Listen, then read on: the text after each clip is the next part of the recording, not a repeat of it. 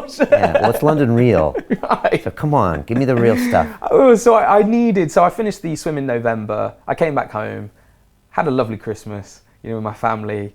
And I needed a little bit of closure. I needed a win, is what I felt like. Okay. So that's when I rung the Royal Marines up and I said, look, I want to see how far I can swim in 48 hours.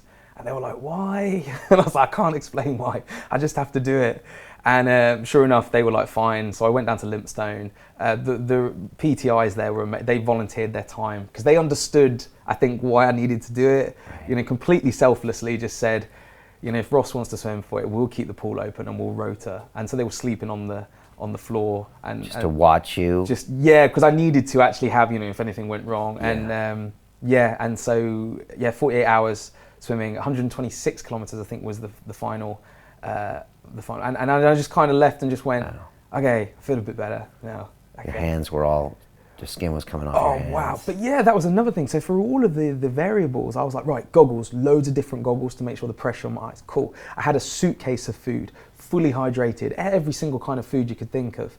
And then at the end of the whole thing, my hands, it went crazy like on my social media. They looked like they belonged to a dead person. They were just so because it was only 26 degrees, so not cold in the pool. But after 48 hours, like the heat in your body just leaves you, and again the Marines were amazing because they were like, Ross, if your hands get much worse, and I was saying no, look, they're fine, but they at my feet because the skin was coming off, or because they were white. Bit of both. So they were completely white, so wrinkled, but because it was so hydrated my skin. If I brushed the door, I remember it just kind of took the skin off as well. It was that delicate. So I immediately, after the 48 hours swim, got out, talcum powder, which I think has probably saved my feet. They're absolutely fine now.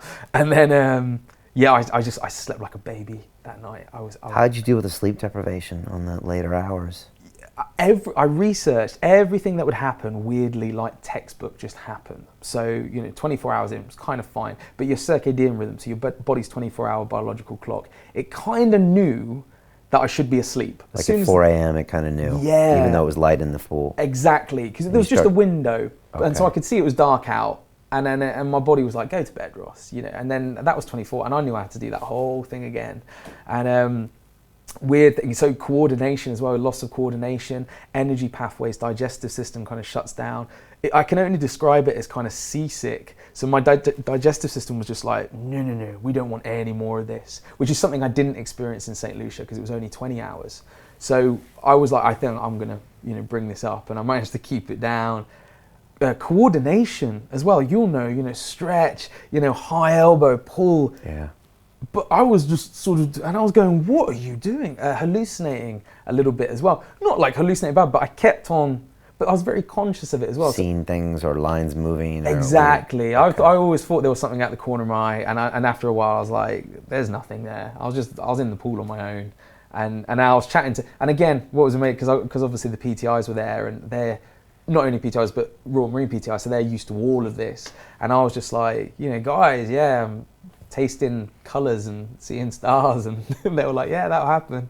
And they were just so logical about it. And I was like, my hands, are these normal? They were like, no.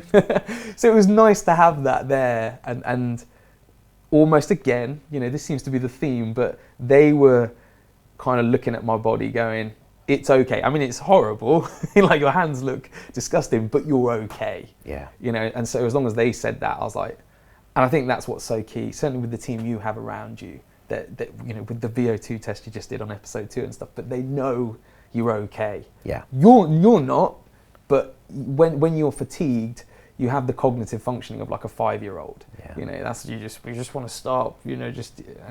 But they're there to logically say you're okay, Brian. Keep going. It's good to have the Royal Marines there for that too, because they're not going to freak out.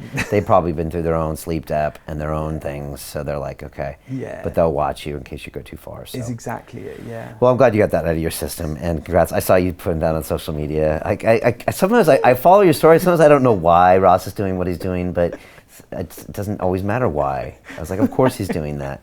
But sometimes it does. I can't see a method to your madness, but maybe that's the point.